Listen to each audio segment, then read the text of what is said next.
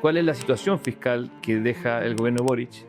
Es que estamos gastando mucho más de los ingresos que tenemos. El gobierno Boric, claro. El gobierno. Entonces, más allá de la tremenda desviación, el punto es que esa desviación se produjo en 3 de los 4 años, Total. que las desviaciones fueron grandes y que fueron grandes respecto a las propias metas que el gobierno se fijó. ¿Cuál es tu visión de lo que hizo Trump en Venezuela con Maduro? Sacar a Maduro, la intervención. Yo sé que hay muchos que tienen opiniones encontradas. Yo creo que cualquier observador imparcial debiera reconocer que las reglas importan, y las reglas importan en el plano interno, la institucionalidad importa en el plano interno.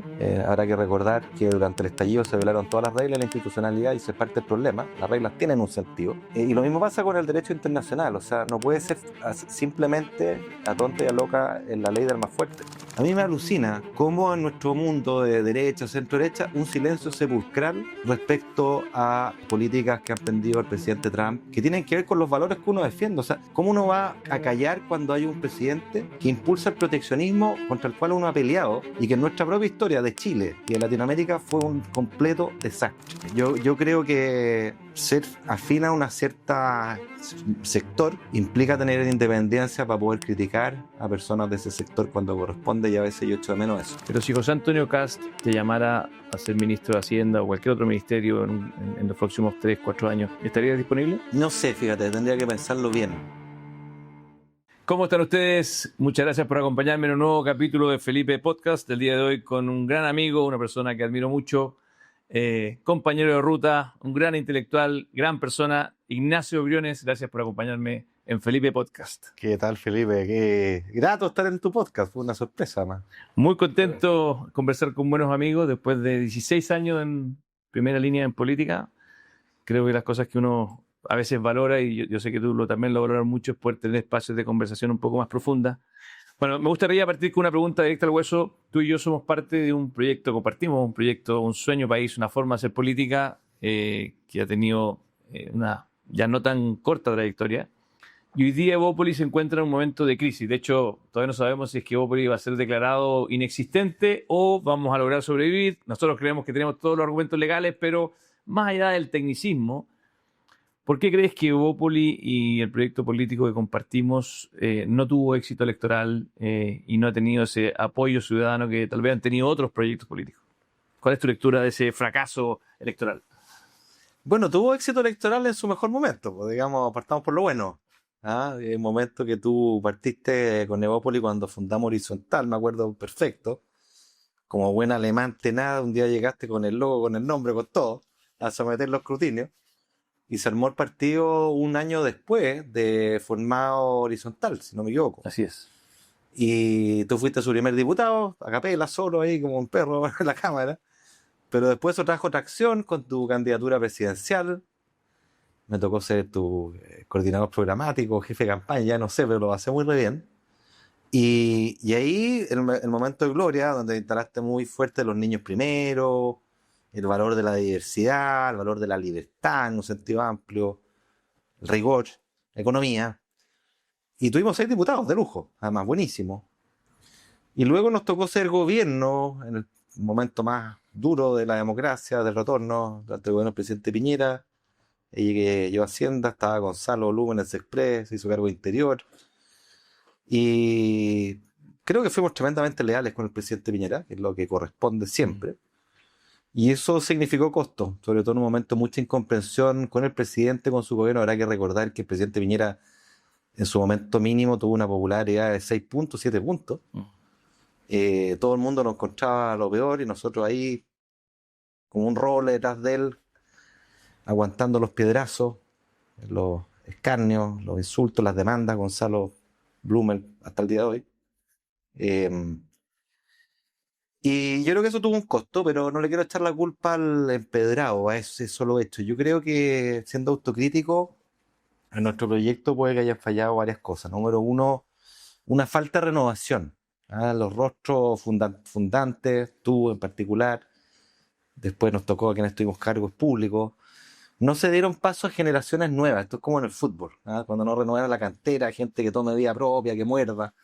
Yo creo que eso es parte de la ecuación.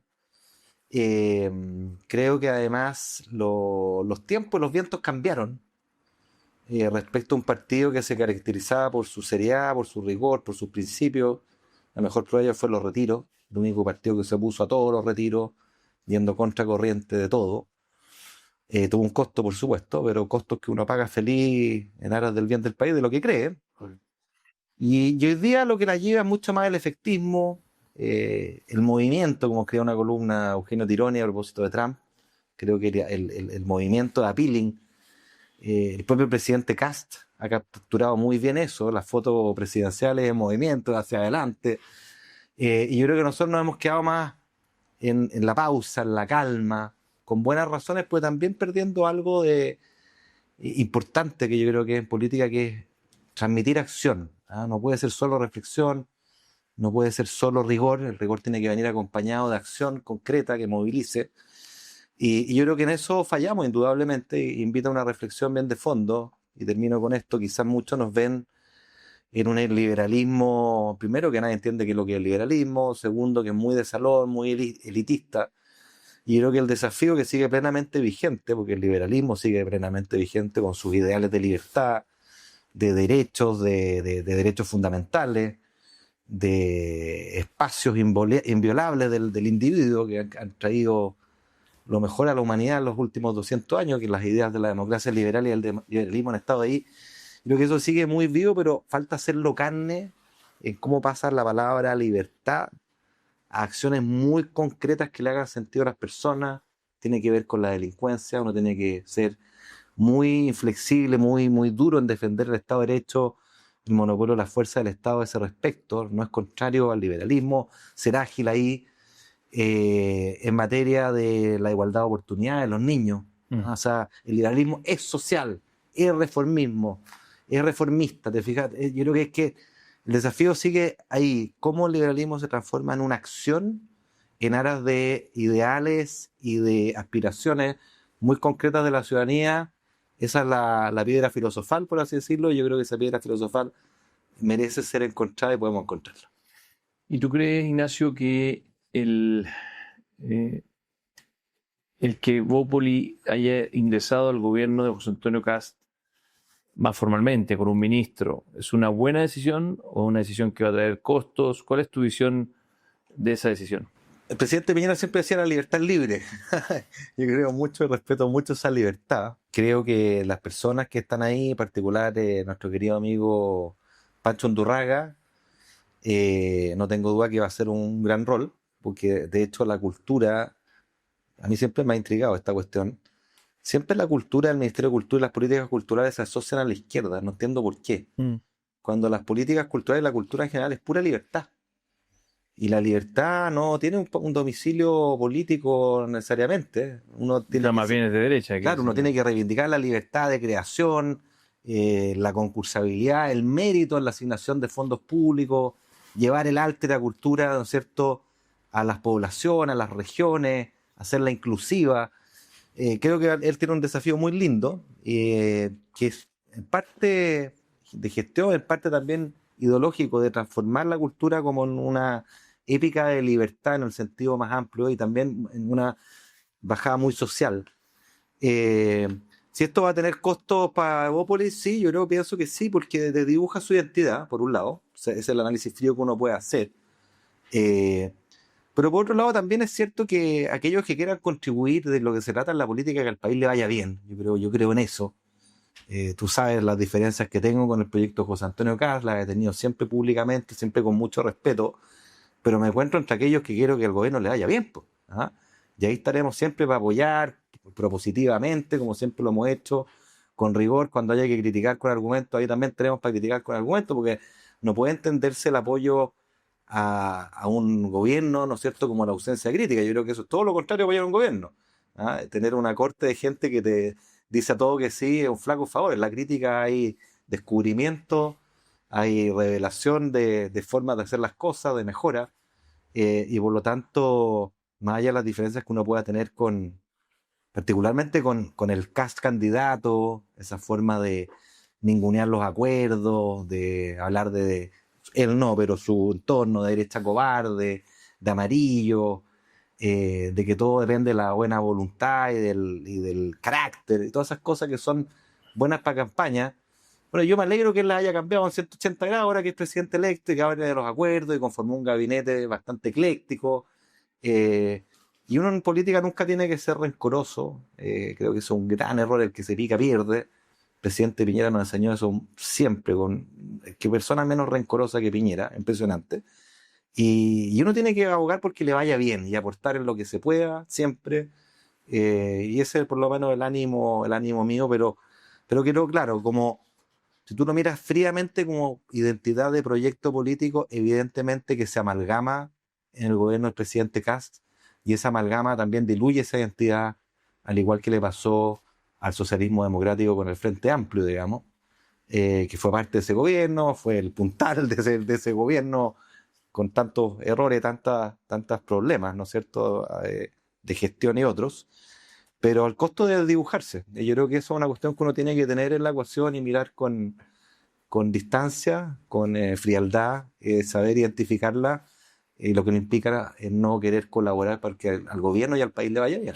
Entremos de lleno en el gobierno de José Antonio Kast y particularmente en poder cumplir las expectativas y sobre todo en temas fiscal, que es uno de los temas que tú más manejas. Ignacio Briones, además el presidente del Centro de Estudio Horizontal, que ha sido muy activo en apoyar al CFA, al Consejo Fiscal Autónomo, levantar las alarmas de cómo estamos gastando más de lo que generamos. Entonces, ¿por qué no le explica a quienes nos escuchan en este podcast un poco cuál es la situación fiscal que deja el gobierno de Boric? ¿Cómo fue el desempeño del gobierno de Boric en materia fiscal, que es una de tus especialidades como exministro de Hacienda? ¿Y cómo crees tú que debiera enfrentarlo el gobierno de José Antonio Kast? Si tú fueses ministro de Hacienda de José Antonio Kast o asesor, ¿qué le recomendaría hacer en términos fiscales? Bueno, indudablemente tu pregunta, uno está la tentación de irse a lo técnico y hacer lo más difícil, así que voy a partir de lo más simple. Yo siempre digo la economía, la billetera fiscal, que en el ministro de Hacienda que maneja las finanzas públicas, es lo mismo que el jefe de hogar de una casa. Si las finanzas públicas del Estado no son distintas a las de una casa, y en el mundo ideal uno quisiera siempre cuadrar los ingresos, las lucas que me gano, el sueldo que tengo, con los gastos. Por supuesto, de repente me puedo desviar. Me doy un viaje, me doy un gusto, tengo una emergencia, una enfermedad, pero en el curso de los años no resulta que uno gaste más de lo que gana, ¿no es cierto? Porque si no, se endeuda y esa deuda termina en problemas, a veces con el agua hasta el cuello te pueden embargar la casa y cosas de ese estilo. Para el Estado de Chile pasa lo mismo. Y uno de los problemas que arrastra Chile hace un buen rato, pero que se exacerbó en este gobierno, es que estamos gastando mucho más de los ingresos que tenemos. El gobierno de Boric, claro. En el gobierno. Entonces, para ponerlo simple, el gobierno del presidente Boric está terminando con lo que técnicamente se llama un déficit estructural de 3,6% del producto. ¿Qué quiere decir esto? El producto es como el sueldo del país completo. El sueldo del fisco es mucho menos que el sueldo del país completo, porque es una parte de aquello, ¿ya? Pero en términos prácticos, 3,6 puntos del producto de déficit son algo así como 14.000 millones de dólares, ¿ya? Es un cerro de plata. O sea, 14.000 millones de dólares son, no sé, 500.000 subsidios habitacionales, ¿ah? O sea, 14.000 millones de dólares es una séptima parte de todo el presupuesto de la nación en un año, para todas las carteras, para todas las personas. O sea, mucha plata, una desviación grande que refleja que estructuralmente estás gastando más de los ingresos que tuviste. Tal cual. ¿Ya? Y eso obviamente tiene que corregirse, porque si no, al igual que en el hogar, esa historia termina mal. Y la labor del próximo ministro de Hacienda va a ser ordenar aquello. Y esa tarea es difícil porque uno, la desviación es grande, y dos, porque quizás la diferencia de la billetera fiscal respecto a la del hogar, es que en el hogar uno como jefe de hogar le dice a la familia, habla con ella, dice ya, señor, nos vamos a tener que apretar todo el cinturón, así que sin chistar. Ahí es medio un poquito dictatorial. En el Estado pasa algo distinto, que todos pueden concordar con que hay que apretarse el cinturón, pero en el momento de los que hubo, tú como senador lo sabes, y vas al Congreso, te dicen, no, porque yo no quiero que me recorte esto, porque para mí esto es muy importante, para mí, para mi distrito, y todos tienen una causa importante que no se quiere cortar, y cuesta mucho cortar. La presión política no solo viene de la oposición, viene muchas veces de los tuyos, y a mí me tocó vivirla. Con todo, creo que los tiempos hacen indispensable que haya un ajuste, un apretón, todo lo que se pueda. Y mi receta o mi regla sería la siguiente: ajustar todo lo que se pueda. Yo he declarado públicamente y lo sigo manteniendo que recortar 6.000 millones de dólares en 18 meses no veo cómo, ¿ya? Para ser bien sincero. Okay. Pero creo que ese de no hecho, es... lo dijiste en la campaña. Y lo sigo diciendo. Lógico, lo dijiste pero que, creo que, que era difícil. Pero concuerdo con la dirección del cambio y creo que ni siquiera el punto es que tú recortes 6.000 millones de dólares de una, sino que mucho más importante que tú definas una trayectoria creíble en el cual el gasto se va acercando a tus ingresos, vas convergiendo. Y eso se logra, para que me entiendan quienes nos escuchan, no solo haciendo un pencazo de gasto que puede ser no creíble, ¿cierto? Difícil políticamente, sino que, por ejemplo, y esto es algo que propusimos en el programa de Eli Matei, yo lo creo pie juntilla, porque es simple de explicar, es que tú digas, mire, ¿sabe qué? El gasto no va a caer, pero en los próximos años le quiero decir que tiene que crecer a la mitad de lo que crece la economía, a la mitad de lo que crecen los ingresos fiscales. Si crece menos que lo que crece en tus ingresos, se sigue que se van acercando. Claro. Y tú vas convergiendo y ordenando las cuentas fiscales de manera creíble, porque ese es el otro punto fundamental que se pierde, creo yo, en la discusión del legado fiscal de este gobierno. Más allá de la tremenda desviación, el punto es que esa desviación se produjo en 3 de los 4 años, que las desviaciones fueron grandes y que fueron grandes respecto a las propias metas que el gobierno se fijó.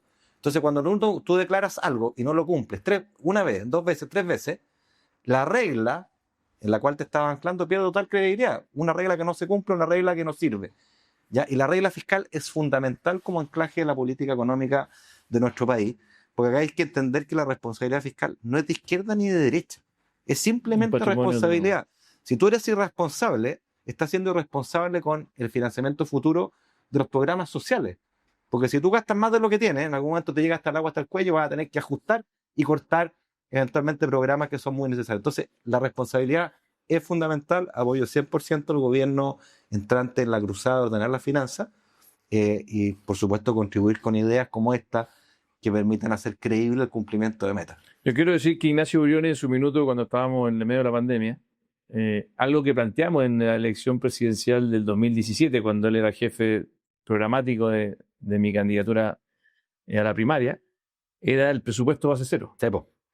Y que ya yo era senador y Ignacio era ministro de Hacienda y propuso el presupuesto base cero, que es un concepto muy simple, que yo voy a dejar que lo explique quien le tocó implementarlo, pero creo que es muy importante también como un elemento de modernización del Estado, porque te obliga a los ministerios a que revisen la calidad de su gasto público año a año y no que simplemente repliquen la inercia de seguir haciendo.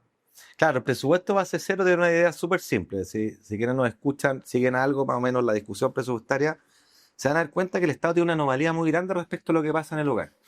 Vuelvo a la billetera del hogar. En el hogar, uno va ajustando sus gastos año a año en función del contexto que tiene.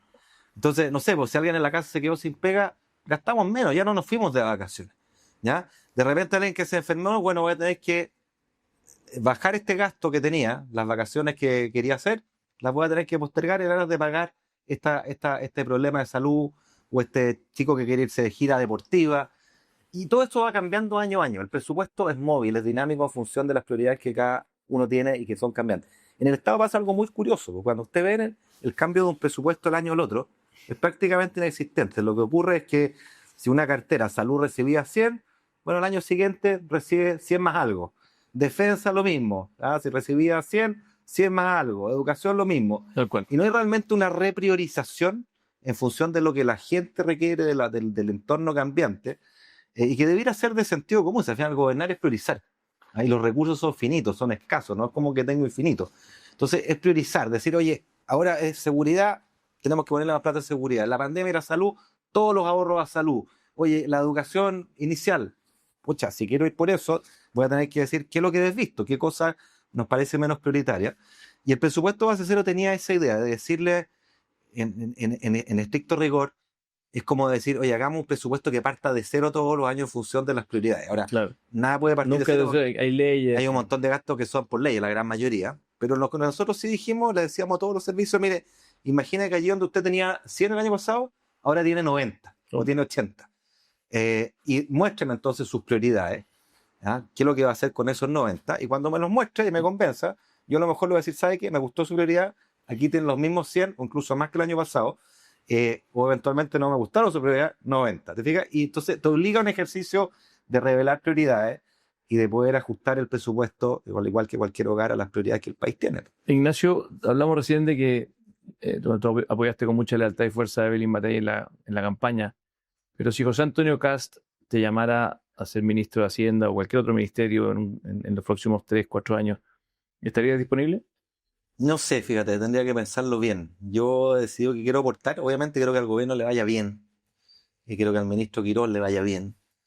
He hablado harto con él, ha sido muy deferente, le entregamos de hecho un trabajo bien largo que hicimos junto a Pivotes en horizontal, muy interesante, calladito por las piedras. Tuvimos 10 meses trabajando, donde con lápiz y goma de papel nos salimos ya de los diagnósticos de permisología, fuimos a los textos, a intervenir los textos. Entonces, este párrafo que genera problemas se cambia, aquí está la modificación, con control de cambio. Este otro que falta se agrega, este otro que sobra se saca.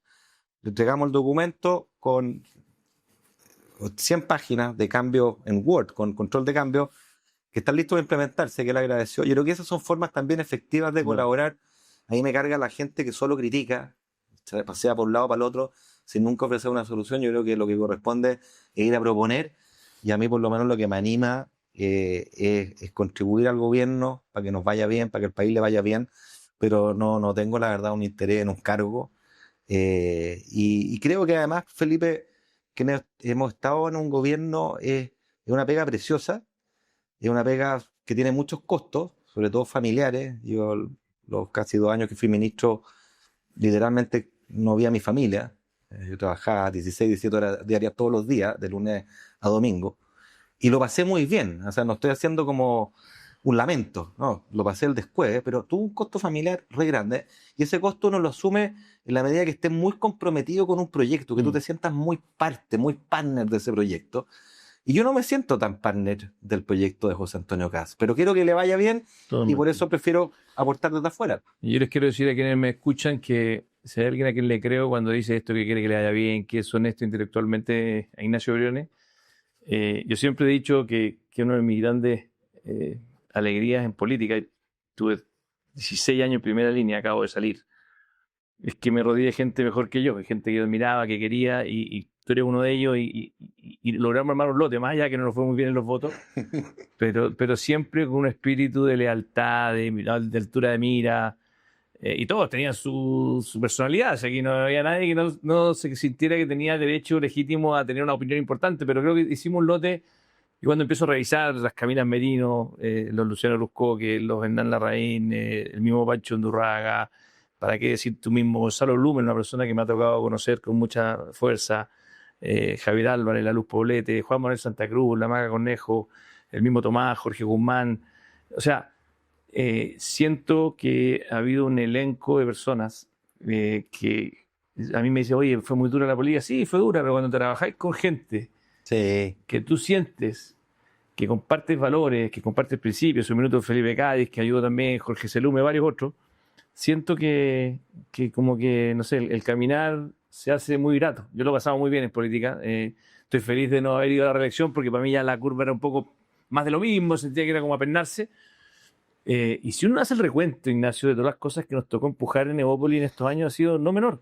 Y no me interesa hacer autobombo, ustedes saben que en este programa no es para eso, pero sí creo que es importante recordarlo. O sea, si uno hace el recuento, y tal vez lo más al principio fue la reforma del Sename. Yo recuerdo que Piñera, cuando gana, lo primero que hace fue ir a un centro Sename y hizo el acuerdo de las 98 medidas de los niños, donde efectivamente los Sename eran verdaderas cárceles de niños, de 150 niños, y hoy día son residencias de 15. No es que esté perfecto, hay muchas reformas que hacer. Después podemos ir a hablar de toda la agenda de seguridad, la ley de usurpaciones, robo de madera. Podemos hablar de, ¿para qué decir lo que le tocó a ti, a Gonzalo Lume, que se echaron al hombro del país en un momento más difícil? O sea, que Piñera eligiera 2 de los nuestros, sin calculadora, sino que simplemente porque eran personas idóneas y confiaba en el momento más duro, realmente impactante. Mira, eso que decís tú es súper cierto, y quizás lo cruzo con, aunque sea contradictorio, con la razón de por qué también nos va mal en política, digamos. Porque yo creo que generalmente las personas de Evópolis tienen esa cosa casi obsesiva del interés del país, digamos. No esa cosa como de corto plazo, de mi beneficio personal como político, como que ando buscando un cargo, o una elección, que es tan propia de la política, y yo no hago un juicio de valor, la política aquí en la que yo la elegí es así, bien cortoplacista, bien de un cuchillo por la espalda, de una deslealtad porque hay que ser pragmático. Nosotros nunca tuvimos eso. Tuvimos diferencias siempre expresadas con argumentos, con respeto y mucho cariño. No había maldad, ¿te fijas? Yo con Gonzalo Blumel, o sea, le voy a agradecer siempre, fue mi maestro político cuando yo llegué al gobierno, nunca había estado en política. Tremendo, Gonzalo. Yo un partner, jugábamos de memoria, ¿te fijas? Y nunca una cosa oculta por detrás, siempre transparente, siempre para adelante. Yo creo que eso es, como yo concibo la buena política, pero para ser exitoso parece que hay que tener más maldad. Y yo creo no solamente más maldad, yo creo que nos faltó algo, que sí lo veo en los otros partidos, que es la obsesión por lo popular. ¿Ya? O sea, yo veo el Partido Republicano, veo, para qué decir de izquierda, para qué decir París, y para qué decir... Todos están como, ¿qué hago para que la gente conecte conmigo? O sea, en el fondo, ¿qué hago emocionalmente? ¿Qué hago performáticamente? Es lo que, en el fondo, la parte performática de la política. Y nosotros somos tal vez menos dados para eso, ¿no? Con menos dedos para el piano para eso. Incluso no nos interesa tanto, nos interesa más como estudiar cuál es la mejor receta para mejorar la salud en Chile. Vamos, compadre, implementemos esa. ¿Cuál es la mejor receta para que la economía vuelva a crecer y tengamos mejores sueldos? Y no somos tan buenos para decir, oye, da lo mismo el diseño de política pública, conectemos. Vamos a lo efectivo, vamos a que la gente... Y cuando tengamos el poder, como hagamos la ruta con trampa, seamos muy populistas, peguémosle a todos, saquemos la cresta a todos, la gente no va a sentir que somos los serios. Los serios nunca les va bien, no tienen votos, son unos fome. Hagámonos los extremos y una vez que lleguemos al poder nos ponemos moderados y ahí hacemos la pega. Ese truco, que es como ser performático, hacer un poco un circo de la política para llegar al poder y después, eso nosotros no somos muy buenos para hacer. Claro, por eso viene la vieja tradición Maquiavelo en El Príncipe, la vieja máxima del fin justifica los medios, que se interpreta malamente a mi juicio, pero tiene que ver con eso, como que el poder es práctico, tú tienes que ocupar todos los medios para llegar al poder. Eso. Y de hecho, si tú piensas en los grandes políticos, piensa en un Lula, de izquierda, voy a decir de izquierda a derecha, ¿no? Un Lula en su primer gobierno, que fue un gran presidente. O sea, la gente tenía reloj, pero venía con una plataforma cargada a la izquierda, sí, pero heavy, y terminó siendo un socialdemócrata moderado. Bien. Lo que tú dices de los candidatos actuales. Bueno, Boric llegó bastante extremo y terminó convocando a todas, o sea, no, fue un mal gobierno, pero convocó a los moderados, al mismo Marcel. Claro. José Antonio Kast llegó por una ruta bastante dura y llegó al poder y se... O sea, al final, lo que Boric nunca entendió es que esto era un juego, sí, pues, y eso un poco más de circo. Sí, pues, y yo creo que nosotros lo miramos a menos eso siempre. Claro, y yo creo que antaño y en los tiempos que corren, eso define un gran político, la capacidad de, sin que se te mueva una ceja, poder jugar ese juego, claro, y cambiar. Yo creo que el presidente Kast es un gran político en ese sentido. Jugó ese juego del duro, de no a los acuerdos, hasta cuándo los acuerdos, que el carácter, basta, y la vertía. Y luego, pues sí se opusieron incluso a la reforma de pensiones. Claro, porque una reforma que todo el mundo, hasta Pepe Piñera la aplaudió. Sí, pues, tal cual. O sea, compadre, tal cual. El más duro de los duros aplaudió, y estos tipos, no, cualquier acuerdo con Boric. Entonces jugaron mucho. Y luego giró el rol del outsider. Sí, pues, porque el outsider rentaba mucho políticamente. Sí. Oye, y volviendo a la pregunta en la que fallamos, hay otra cosa que yo creo muy importante de que falló Nevópolis. La ausencia de políticos profesionales. ¿A qué me refiero? Los políticos profesionales... Como yo, 16 años... Fuiste tú, fui Pancho, Undurraga, los que fueron parlamentarios. Luciano, de todos aquellos que se dedicaron a esto. Jorge Humán. Que se les va... Jorge, los que son parlamentarios. Pero tú me preguntas, ¿y en la autocrítica? Yo, Hernán Larraín, Gonzalo, no estamos dispuestos a ser candidatos porque no nos gusta, porque pensamos que queremos aportar de otro lado y se puede aportar de muchas partes, pero el político profesional tiene esa cosa de que en cada elección se le va la vida. Claro. ¿Ya?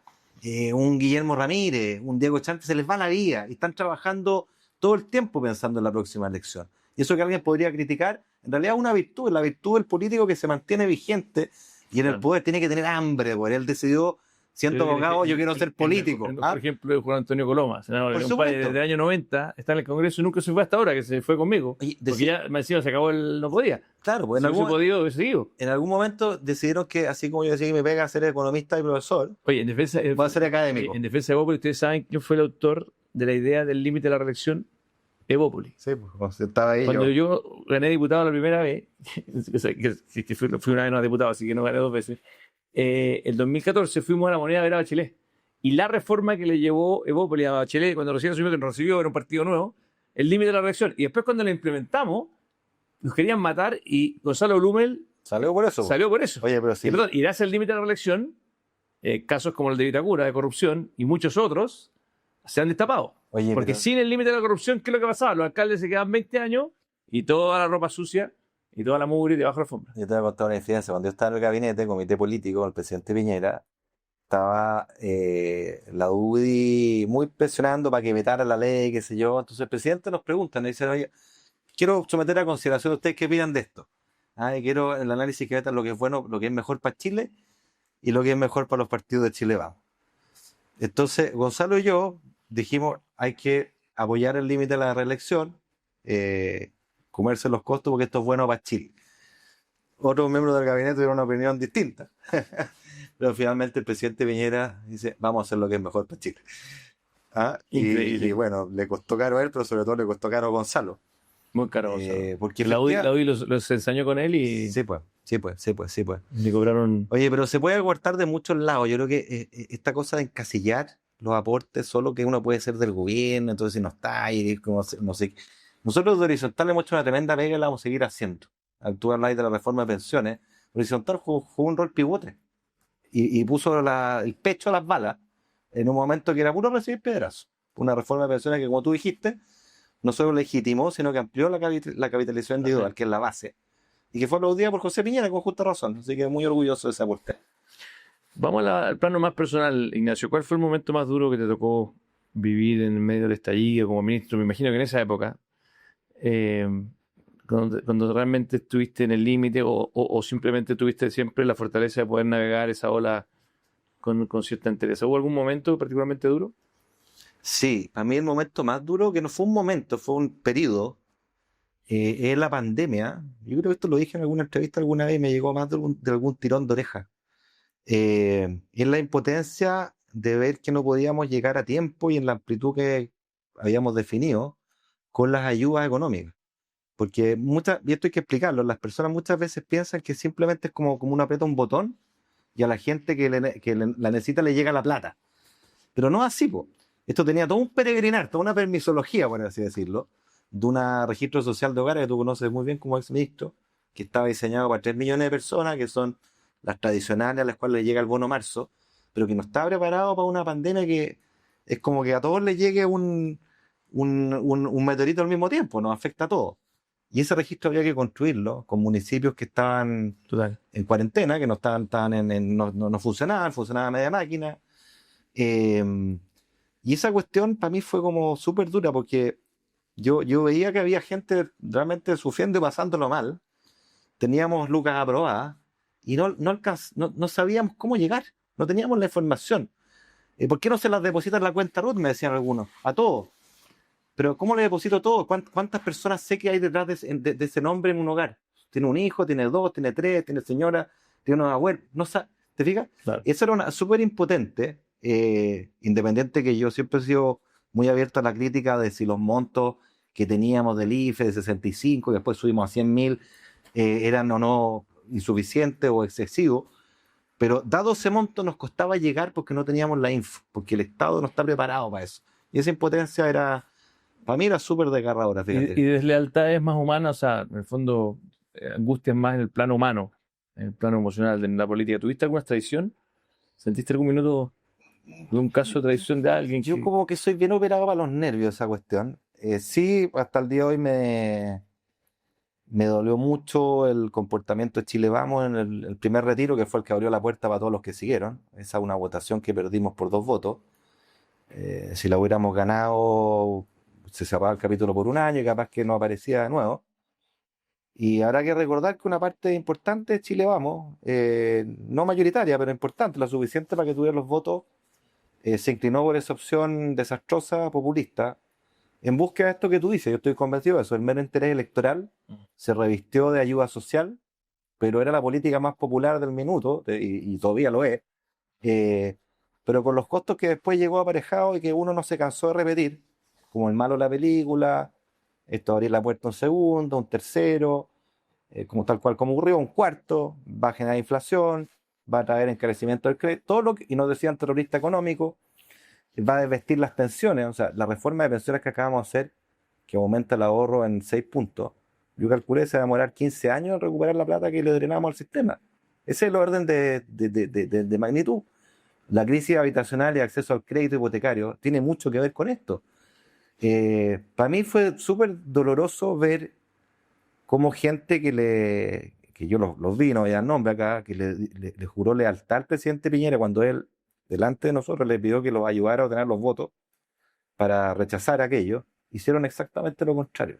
Ese tipo de actitud en política tan pequeña, tan cobarde, tan miserable, en definitiva, a mí son las cosas como que me alejan, que yo creo que alejan a muchos chilenos, y es la política que yo no comparto. No todo vale. No todo vale. Quiero explicarle a quienes nos escuchan que la reforma de pensiones y el sistema de pensiones que tenemos en Chile, que esta cuenta de ahorro individual, que los recursos están disponibles para invertir y que son de los trabajadores, además de ser muy valiosa porque le garantiza a esos trabajadores de que tienen sus pensiones cuando se jubilen, genera una externalidad positiva tremenda a la economía. Y tal vez mucha gente no lo sabe, no entiende por qué. Y es porque cuando tú tienes una economía que tiene esos ahorros disponibles en el mercado de capitales para poder invertir, para poder generar crecimiento económico, hace que también la ciudadanía pueda tener acceso a un crédito a un costo mucho más bajo. Por eso, por muchos años en Chile, no era raro, cosa que en otros países era imposible imaginárselo, que alguien poniendo un pie para una casa podía eventualmente pagar la casa simplemente con el arriendo que lo arrendaba. O sea, en el fondo que podía ir construyéndose, apropiarse de una casa con los arriendos que generaban para pagar ese dividendos. Porque las tasas de interés eran tan bajas que permitieran que el arriendo... Entonces, generó una externalidad positiva tremenda en Chile y los retiros lo que hicieron, además de generar una inflación tremenda, muy dura, que le pegó el bolsillo a los chilenos con primera vez en muchos años que tuvimos una inflación de más del 10%. 14 llegó, 14,1. 14,1. Generó un problema con los créditos que estamos sufriendo hasta el día de hoy. Sí. Entonces, y alguien que diga, no, la plata se mueve, no se mueve de los países a otros tan fácil al acceso al crédito local. Entonces, realmente creo que generó una... Mira, la cantidad colocada, la plata colocada de crédito hipotecario después de los retiros cayó en un tercio y no se recuperó más hasta el día de hoy. En un tercio. En un tercio. O sea, donde se dan, para ponerlo simple, donde se dan 100 millones en crédito, Ya 70. ahora estamos en 66. ¿Ya? Y no subió. Ese es el drama. O sea, esa gente es un tercio, son 33 personas que se quedaron sin acceso al crédito. Es un drama. Brutal. Vamos a conversar un poco de la política internacional. ¿Cuál es tu visión de lo que hizo Trump en Venezuela con Maduro? Sacar a Maduro, la intervención. Yo sé que hay muchos que tienen opiniones encontradas, pero quería saber tu visión de eso y también tu visión de cómo Chile debiera enfrentar la época Trump, que no tiene que ver con lo de Maduro, que yo creo que uno no puede separar, sino que tiene que ver con la política internacional. ¿Cómo nos apeamos en este nuevo orden de poderes donde ya pareciera que no vamos a volver a tener unas aguas calmas en el debate internacional? Mira, a mí puntualmente lo de Venezuela me genera sentimientos encontrados porque indudablemente me da una gran alegría que ese dictador miserable y jefe de un narcoestado se haya ido preso. Pero me genera un sentimiento encontrado primero porque yo creo que cualquier observador imparcial debiera reconocer que las reglas importan. Y las reglas importan en el plano interno, la institucionalidad importa en el plano interno. Habrá que recordar que durante el estallido se violaron todas las reglas de la institucionalidad y ese es parte del problema. Las reglas tienen un sentido que se ponen a prueba precisamente en los momentos que no son desfavorables. Ahí es donde uno tiene que... el test ácido. Claro. Y lo mismo pasa con el derecho internacional. O sea, no puede ser simplemente a tonta y a loca en la ley del más fuerte. Porque eso te puede generar algo que te parezca beneficioso, como saquen a Maduro hoy día, pero mañana puede ser al revés. Entonces, las reglas importan. Yo creo que es importante no perder eso de vista. Y yo creo que con mucha liviandad en el debate, a veces eso se pierde de vista porque simplemente el resultado me gusta, me es afín. Yo creo que hay que tener un ojo en eso. Pero déjame hacer un paréntesis ahí, porque yo tiendo a estar de acuerdo con ese argumento, pero no en este caso. Y te quiero explicar por qué.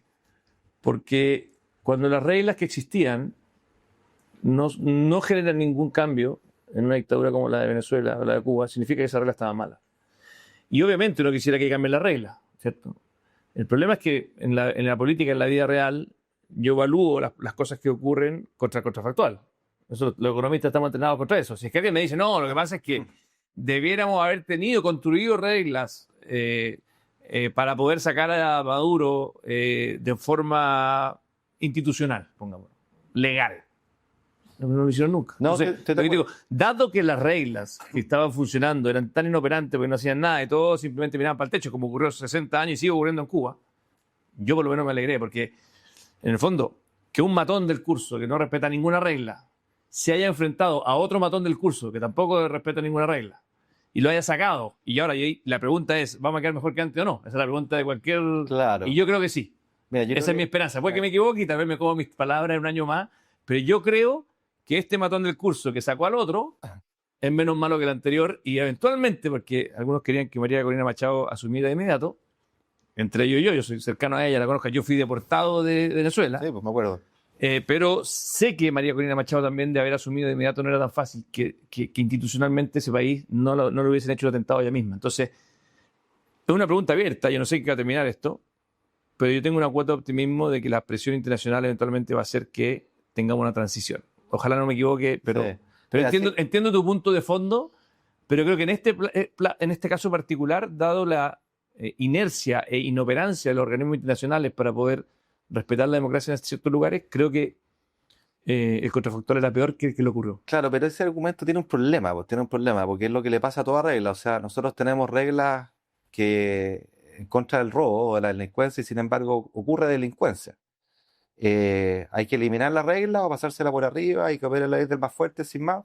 Yo diría que no. ¿Pero dónde está la regla que dice que no se puede intervenir a un dictador? No, pero hay reglas No, pero tú dices, hay reglas para no robar. Entonces yo, no robemos, hay que respetarla. Pero en este caso, cuando hay dictadura, ¿cuál es la regla? No, lo que te quiero decir es que no hay ninguna regla que asegure el 100% del resultado esperado, y no porque no lo asegure tú vas a decir no vale la regla. Ese es todo mi punto. Pero además, y ahí estoy contigo, este problema no es de ahora. Si la dictadura cubana tiene 67 años Y la ¿ya? otra tiene 20... y Corea del Norte otro tanto. Entonces, se aplica selectivamente y no es nada nuevo, no hay que sorprenderse. Estados Unidos lo ha hecho muchas veces. Me genera más sentimiento encontrado, sobre todo por lo que uno hubiera esperado, bueno, sacan al dictador y se inicia un proceso democrático, pero nada de eso ha pasado, están los mismos a cargo y es una pregunta abierta que va a pasar. Yo creo que es una decepción bien profunda para el pueblo venezolano que se le iluminaron los ojos después de haber sacado a este dictador infecto, vuelve a la democracia, voy a volver a mi país y sin embargo siguen los mismos de siempre. Quién sabe hasta cuándo, habrá que ver cómo se desarrolla ese capítulo, ¿no? Yo tengo una cierta esperanza porque creo, bueno, pero el tiempo lo dirá. Yo creo que en el fondo Marco Rubio y compañía, en el fondo lo que están haciendo, y yo siempre esperé que se cayera la dictadura en Venezuela porque se quebrara internamente. O sea, que en el fondo que un grupo de militares se enfrentara al dictador y lo sacara. Eso no ocurrió, estaban todos metidos en lo mismo. Pero de alguna forma siento que lo que está tratando de hacer Marco Rubio es dividirlo. En el fondo es dividirlo. Y probablemente cuánto tomará eso. Si toma un año, bueno, si toma un año no encuentro que sea tanto comparado con los más de 20 y tantos que llevan en eso. Ahora, tú tienes razón, si finalmente lo que se consolida es una dictadura igual a la anterior, pero con distintos tipos, es un desastre. Exacto. O sea, Hay que verlo. yo tengo optimismo de que algo distinto va a ocurrir. Ahora, pero más allá del episodio de Venezuela, yo creo que es indudable, y está súper dicho ya, pero es un hecho, digamos. O sea, tenemos un cambio en el paradigma del juego político internacional que es muy evidente. Por supuesto, por el estilo del presidente Trump, que es bien personalista, que es poco institucional, que pega y saca y con eso negocia. Es un gran negociador. Claro. Pero que ha ido generando algo que también es noticia en desarrollo, que al pegarle a sus propios aliados, los aliados han empezado a mirar para el lado, digamos. El ejemplo más claro es Canadá, ¿te fijas? Pero la propia Unión Europea, después de lo que pasó con Dinamarca y Groenlandia, como que dicen, oye, ¿sabéis qué? Tú eres nuestro mejor socio y ahora el más confiable de los socios y ahora no lo está haciendo, digamos. Piensa tú que el gran defensor del libre comercio, al cual yo soy un hincha, durante todo el siglo XX, que fue Estados Unidos, y ahora el gran promotor del proteccionismo de Estados Unidos, ¿sí? ¿Quién entiende? Y a mí me lleva, lo junto con algo que hablamos delante, en dos partes de esta conversación. La capacidad de tener independencia para siendo parte de un sector. ser crítico del sector. Creo que el peor favor es no criticar, porque la crítica le puede caer mal o qué sé yo. A mí me alucina cómo en nuestro mundo de derecha, centro-derecha, un silencio sepulcral respecto a políticas que ha emprendido el presidente Trump, que tienen que ver con los valores que uno defiende. O sea, ¿cómo uno va a callar cuando hay un presidente que impulsa el proteccionismo contra el cual uno ha peleado y que en nuestra propia historia de Chile y de Latinoamérica fue un completo desastre? Cuando uno cree en mercados libres, competitivos, tiene que defenderlo, ¿ah? Y no callar. Cuando, no sé, alguien se imaginaría el presidente de la República amenazando al presidente del Banco Central con juicios, con querellas. Imagínate el escándalo que sería eso en Chile. Y a uno no le parece lo más normal. No sé, yo creo que ser afín a una cierta sector implica tener independencia para poder criticar a personas de ese sector cuando corresponde, y a veces yo echo de menos eso. El Cato Institute, que tú conoces bien, que es un centro de estudio muy conservador, muy de derecha, republicano en Estados Muy Unidos, libertario. ¿sí? Ha sido súper crítico de Trump. Yo lo valoro, ¿no? Porque tengo distancias con Cato en muchas cosas, pero valoro esa consecuencia de decir, o sea, no soy una ovejita más del rebaño que sigue al líder en todas. ¿Ah? Cuando se desvía, yo lo voy a denunciar. Yo creo que eso está bien. Oye, vamos a la candidatura presidencial de Ignacio Briones. Tú tuviste la valentía, y yo creo que uno de los atributos que tuvo Evópoli, de elegir al mejor de los nuestros en ese año y que era el ministro de Hacienda encima, y asumir una candidatura presidencial que además sabíamos que era contracultural porque era el ministro que se había puesto los retiros. Entonces no era fácil tener un candidato presidencial que iba contra la corriente. Y yo recuerdo que me tocó conversar contigo mucho. En su minuto pensaban que yo me iba a tirar de nuevo. Yo Sí. sentía con mucha claridad de que no era mi momento, de que Evópolis, si quería perdurar, tenía que mostrar su elenco. Y yo creo que el mejor del elenco nuestro en ese minuto eras tú. Y ahí fue Bópoli. No. Y quiero decir que más allá de algunos errores de campaña que tuvimos, que no fueron culpa de Ignacio, fueron culpa del equipo de campaña, de algunas piezas comunicacionales, pero la campaña fue muy buena. Creo que fuiste un gran candidato, que además todos los que somos de Evópolis sentimos que con tu candidatura seguíamos siendo Evópolis. Había algunos que decían que con los cantos de sirena invitáramos a alguien de afuera que fuera nuestro candidato antes de que tú asumieras, antes de que tú te atrevieras a asumir. Y yo te quiero decir, primero agradecerte. ¿Ah? No sé si te lo había dicho, yo creo que no, pero te quiero agradecer. Yo creo que la historia de Evópolis tiene esa candidatura muy bien valorada. Fuiste un valiente. Te dije algo que antes de empezar a ver este podcast me lo recordaste y no me acordaba, que era que pásalo bien, o sea, disfruta la candidatura, saca tu...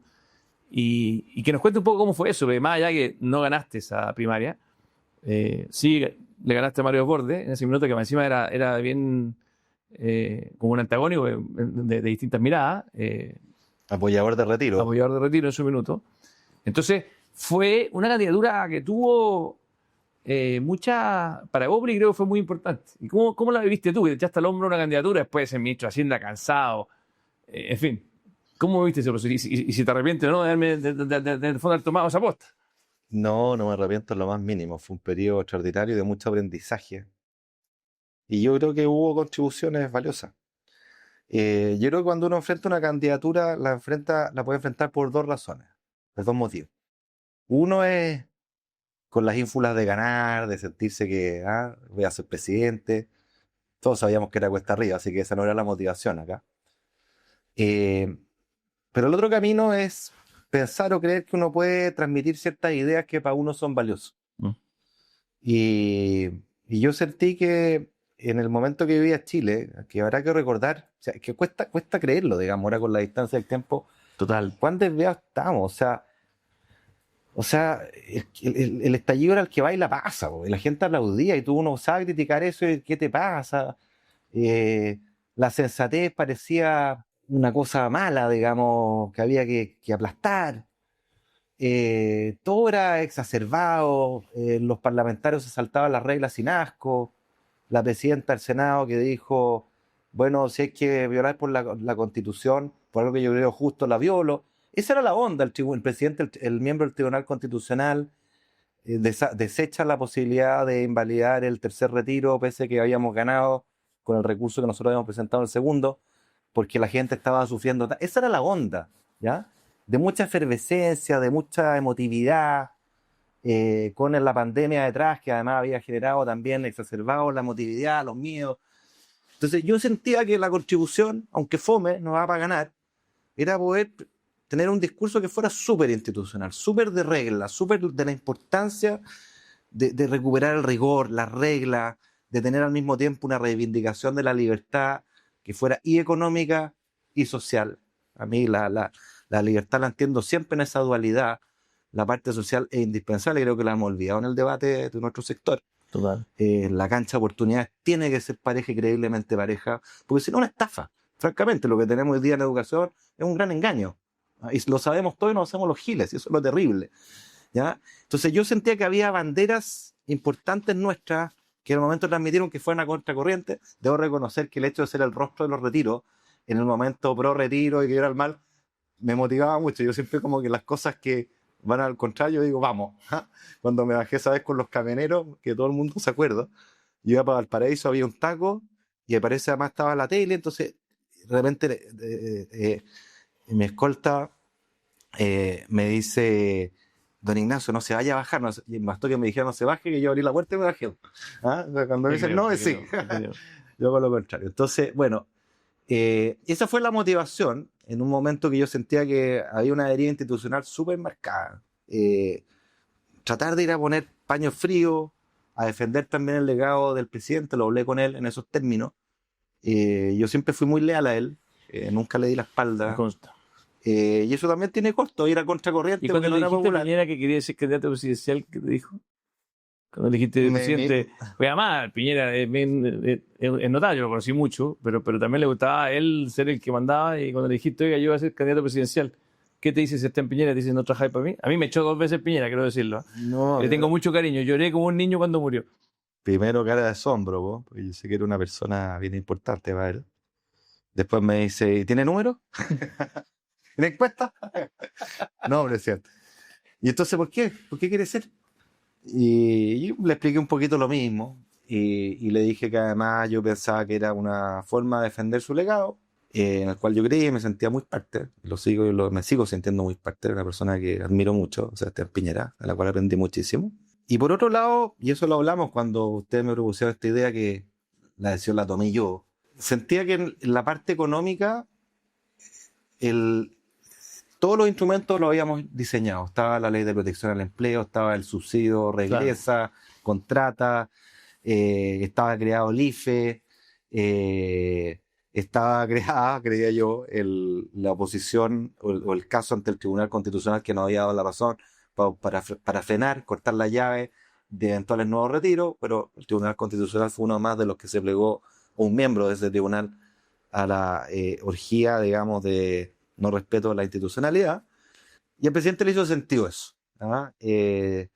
Siempre se mostró bastante neutral, hablábamos harto cuando yo era candidato, me llamaba para preguntarme cosas, mucho, muy buena onda. Tuve un episodio con él cuando se promulgó el tercer retiro, invitó a todos los candidatos a la moneda, y yo le dije, lo lamento, presidente, pero yo no voy a ir a esa cuestión. ¿Pero cómo? No voy a ir. No voy, me presto para ese show, le dije, lo lamento. Y ese tipo de cosas, Piñera, al contrario de lo que la gente puede creer, las valora cuando le dicen que no por una buena razón. Yo también voy a dar una anécdota de Sebastián Piñera que le tengo mucho recuerdo, mucho cariño. De hecho, yo me inicié en primera fila tan rápido en política por él, me pide ser ministro a los 32 años. Y con Ignacio, que armamos Horizontal, llevábamos, no sé, 3 meses en Horizontal, y yo me doy cuenta que está bien, era muy importante Horizontal, pero en una reunión que fue aquí en la casa de Leonidas Montes, de verdad que les digo, tenemos que conseguir 1000 concejales, tenemos que hacer un partido político. Debo decir que Ignacio fue de los primeros que apoyó, porque no todos estaban tan de acuerdo con la idea. Tuvimos algunos que no se subieron al carro. Y cuando el 12 de diciembre del 2012 le planteó a Sebastián Piñera, de hecho Luciano fue el que quiso ir a decirle que íbamos a lanzar Evópolis. Yo ni siquiera le quería decir a Sebastián Piñera que íbamos a lanzar Evópolis porque encontraba que no era nada Evópolis, era como un movimiento. Claro. ¿Y qué andar molestando a un presidente de la República por una idea? Bueno, Entonces, Sebastián Piñera el 11 de diciembre del 2012 nos dice, por ningún motivo los tres que iban a hablar, que era Luciano, Harald Beyer y yo era delegado de la reconstrucción, y los otros dos eran ministros, y ninguno de los tres puede ir porque si no se quedan sin pega. Y yo me acuerdo que voy a la oficina, y entonces decidimos que Luciano, que era el ministro de Cultura, y Harald Beyer, que era el ministro de Educación, no iban a renunciar, para un partido que ni siquiera existía. El Araquiri. Entonces, y me llama el presidente Piñera en la tarde, y dice, bueno, ¿y qué decidió? Porque él no había dicho que no. Entonces dije, presidente, prefiero decírselo en persona. Esto era un miércoles, no, era un jueves y el viernes del lanzamiento, una cosa así. Y decía, la Mane lo va a llamar para decirle a qué hora a su hija. Se me llama la Mane y me dice, oye, mañana te espero el presidente a las 4 de la tarde. Dentro de su oficina, en La Moneda. Y ya nos habíamos reunido en la noche anterior diciendo, ya Felipe, tú renuncias porque usted no podemos echarla para atrás. Llevamos trabajando 6 meses, había logo, como tú decías, había todo. Y me dice, ¿qué decidió usted? No, presidente, yo decidí que no voy a renunciar porque estoy trabajando con los campamentos, la reconstrucción, y voy a ir al lanzamiento. ¿Pero cómo? Si no existe la opción, me decía el presidente Piñera. Y dice, ¿cómo? Pero claro que existe la opción. Le digo, si usted cuando alguien como Pablo Longueira u otro va al Consejo de la UDI y es ministro, el día sábado o el día lunes en la tarde, después del horario de trabajo, usted no le dice que no vaya. Así que yo voy a ir, ya está todo el mundo esperando, estoy en 2 horas más. Si usted quiere me echa, pero esa es su decisión, yo no voy a renunciar. Estoy haciendo mi pega. Además, Juan Sebastián Montes, que era el intendente de Los Lagos, ya había renunciado a intendente para dedicarse a ser el presidente de esta cuestión. Si este era un movimiento chiquitito, con un gallo como Juan Sebastián Montes andábamos de sobra. Y me dice, no, usted tiene que decir, no, presidente, yo voy a salir por esta puerta, voy a asumir que usted me echó. Y me fui, asumiendo que me echó, llegó la prensa, llegó la cuestión, le dije, el presidente me ha librado de mis funciones, jamás lo critiqué, porque le tenía... Bueno, cuento corto, pasa un año, y nos invitan a un encuentro, o no, 2 años, un año, 2 años, no me acuerdo, en una casa, lo mismo, y me topo con el presidente Piñera. Yo, ¿cómo está Felipe? Bien, presidente, ¿cómo está usted? Yo ya había renunciado, yo ya había ganado de diputado. Ese año fue el año que competimos y yo gané diputado, era el único diputado electo. Y me dice, ¿ve que yo tenía razón? Me dice. Y le digo, ¿pero cómo? Sí, pues, si usted no hubiera renunciado, Evópolis no existiría y no tendríamos Evópolis hoy día tan fuerte como estoy hoy día. Así que yo soy, se sintió así que el padre de la criatura. Ese es pure Sebastián Piñera. No, es genial, es genial. Yo te juro que lo encuentro un personaje que reescribe la historia a su medida, le da lo mismo. Y esa fue, de hecho, la segunda vez que me echó. Ya me había echado antes por Joaquín Lavín como ministro. Sí, en el fondo, cuando Joaquín Lavín tuvo el tema de tolerancia cero, sí. Y ahí me llama y me dice, me acuerdo, fue bien duro, estaba en el ministerio, yo estaba en Mideplan, súper con todo el equipo, y veía cómo en la televisión todos los amigos de Piñera pasaban por su casa haciendo lobby el fin de semana porque se sabía que venía un cambio de gabinete, no se sabía quién iban a cortar. Y yo era el único independiente, no tenía partido. Me había ofrecido la UDI y yo no había querido. Y me recuerdo que me llama y me dice, a las 11 de la mañana, yo estaba con todo el equipo esperando que iba a pasar con el cambio de gabinete, y me llama, lo llama el presidente. Y voy, me dice, ministro, disculpe, pero lo tengo que pedir su cargo para entregárselo a un candidato presidencial, que sé yo, que Joaquín Lavín. Y me acuerdo del presidente, yo le quiero primero agradecer por este año y medio que pude ser ministro. Usted es el DT de este equipo de fútbol, yo no soy nadie para cuestionar sus decisiones de cambio en el equipo, pero debo decirle que creo que está profundamente equivocado. Está apostando por el corto plazo. Aquí estamos haciendo una pega increíble en el Mideplan, pero créame que no es con rencor lo que le digo, simplemente porque estamos con un equipo con tremenda pasión por lo que estamos haciendo en temas de pobreza. Ok, bueno, se quedó como muy buena onda, voy yo muy triste el cambio de mando, me llama después Ginspeter en la tarde y me dice, presidente, quedó muy impresionado con tus palabras de cariño al mismo tiempo de claridad, así que te pido por favor que mañana te juntís con él porque quiere que sigáis colaborando. Y ahí me dice, bueno, ¿qué le ofrezco? Presidente, no sé, estoy bien, qué sé yo. Y ahí le dije, lo único que yo aceptaría es los campamentos. Y es tan vivo Piñera que me dice, ni un problema. Le dije, no, pero yo quiero hacerme cargo de los campamentos en serio. Yo partí con un techo para Chile cuando estaba en la universidad, quiero hacerme cargo en serio. Sí. Le dije, ya, esto es lo que yo necesito para hacerme cargo de los campamentos. Me dice, ni un problema, pero también se hace cargo de la reconstrucción, porque tenemos 5.000 familias que están en Dichato, Palgato, no solamente en Dichato, están en varias para el Maule, así que usted se hace cargo de los campamentos tradicionales, que eran 30.000 familias, pero también se mete y ahí terminé en la reconstrucción, que fue un episodio muy lindo de mi vida, y le agradezco a Sebastián Piñera, porque realmente me empoderó también. Sí. La gente dice, no empodera a su equipo, es mentira. Si hay alguien que empodera, si tú eres preparado, te empodera a morir. Total. Tengo el mejor respeto como jefe porque aprendí con uno de los buenos. Uno de los mejores jefes, porque me dio mucha libertad. siempre estaba ahí encima, pues se lo pescaba y a veces no. Hay que saber decirle que Sí. no. Soy fundamental, yo lo valoro mucho. Total. Y fíjate, cuando yo me fui, tuvo un gesto bien bonito. Primero, bueno, fui con mi mujer y mis hijas, mis hijos, los 3 hijos. Sacamos fotos con él, qué sé yo. Me permitió hablar en La Moneda, pero además, parte oculta, estuvimos en su oficina y nos sacamos una foto en su escritorio presidencial a lo Obama. Yo sentado en el escritorio y él apoyado en mi hombro. Qué bonito. Fue muy generoso. Así que la experiencia presidencial fue, yo la cuestión que más rescato humanamente es De la que candidatura tuya. sí, fue la posibilidad de corroborar en terreno ciertas miradas de política pública que uno tiene, validarlas en terreno, que son correctas, y también incorporar otras cuestiones que no tiene idea. Y te nutre en tu mirada. Y yo como buen anticandidato, que era real mal candidato en verdad, tuve experiencias humanas muy bonitas, mal candidato en el sentido que de repente organizaba un desayuno con alguna pobladora, y la práctica habitual es que tú vas, estás 5 minutos, 10 minutos, sacas la foto para redes sociales y te vayas a la próxima.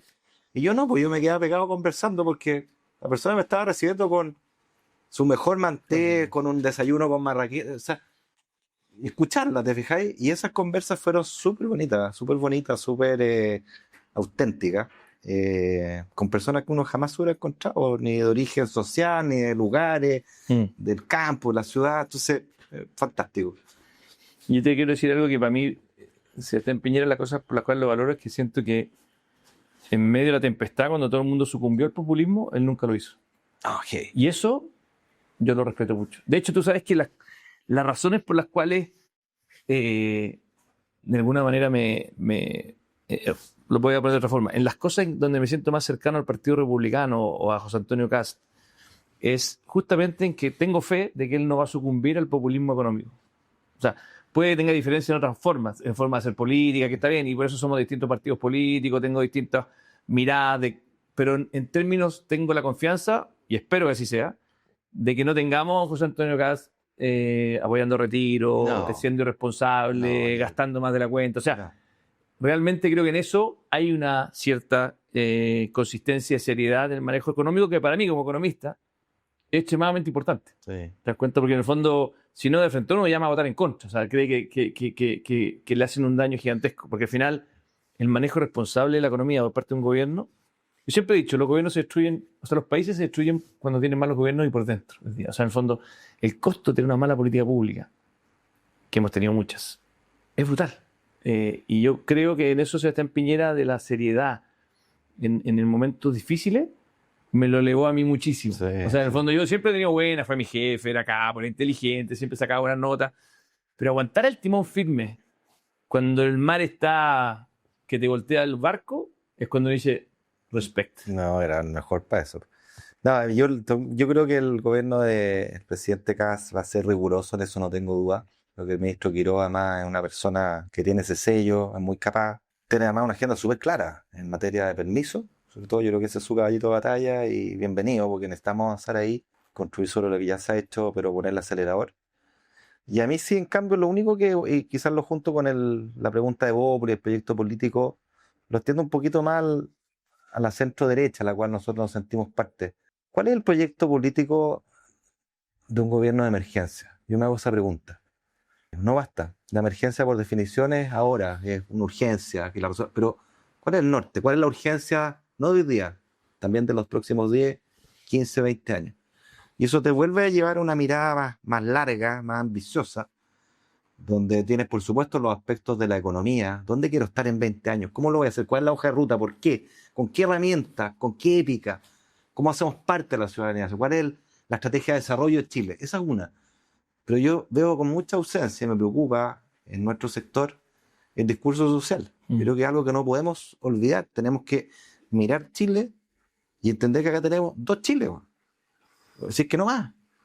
Y las desigualdades de oportunidad que tenemos son brutales. O sea, a mí te juro que me parte el alma la educación. A mí tuve tenido el privilegio de hacer clases 2 años en un colegio en Pudahuel, reforzamiento de matemáticas, un colegio particular subvencionado de congregación religiosa, pese a que yo no soy religioso, supuestamente los buenos. las brechas de aprendizaje que tienen los cabros cuarto medio me parte el alma porque no se recuperan más. Mi hija de séptimo tenía mayores competencias en matemáticas que ellos. Y no es culpa del cabro, ¿te fijáis? Entonces, no podéis tener esa desigualdad. No podéis. Ahí está la pelea que no podemos olvidar, creo yo.